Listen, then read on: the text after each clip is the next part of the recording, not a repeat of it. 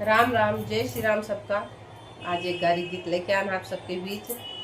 गारी गीत है कि जब श्री रामचंद्र जी का लेवा खात रहे तो सब जनकपुर के सखियां गारी गारी उनका देहे रही। तो श्री रामचंद्र जी तो सरल स्वभाव के ठहरे, वो चुपचाप हंस मुस्काए के सुनत रहे। लेकिन लक्ष्मण जी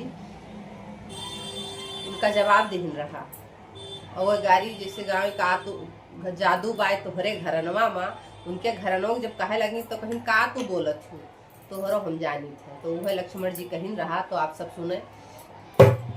और आज के टाइम में आप गाड़ी बहुत सोच समझ के, खैर अब तो गाड़ी कोई गौते नहीं है, लेकिन बहुत सोच समझ के गाओ कि अपने में कोनो कमी न हुई तब गावे, नहीं तो लक्ष्मण जी के असोत हुई तो तोहरो कहे लगी। तो आप सब सुने और ढेर सारा प्यारो आशीर्वाद दिए, पसंद आवे तो।